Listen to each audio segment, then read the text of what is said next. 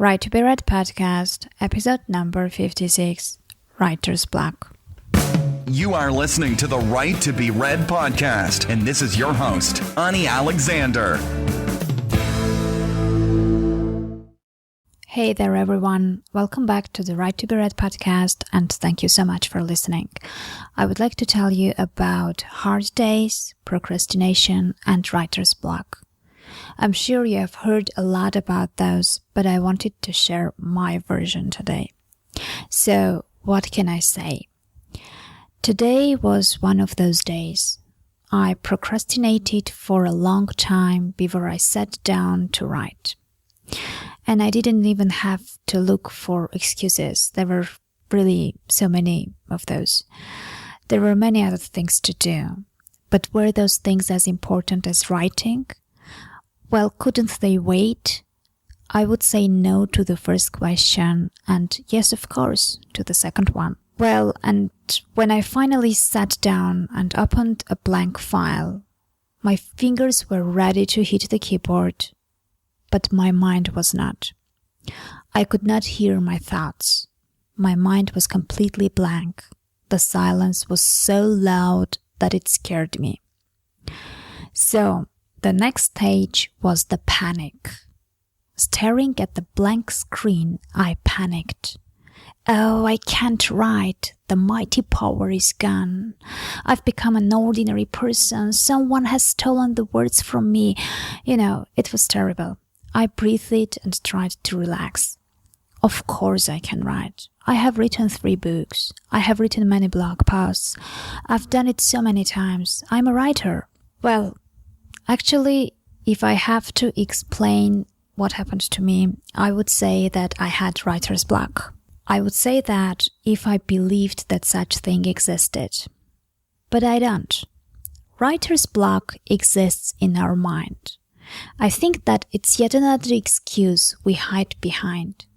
We have created that myth and feed it with different theories. I even have the impression that some people are proud of having writer's block. And maybe that's because its presence proves that they are writers. Well, I don't know. Somehow, there are people who think that having a writer's block is the obligatory element and the fancy part of being a writer or something like that. I don't know. But okay, if writer's block doesn't exist, what is it then? What happened to me? Well, I have my own theory about this. I think that we are not typing machines. We are human beings. And being writers, we are a moody ones. So we can't be super productive and write masterpieces every time our fingers hit the keyboard. Sometimes our mind rebels. It needs break. And when we refuse that, it takes a break whenever it wants. Just like the day when I finally sat down to write.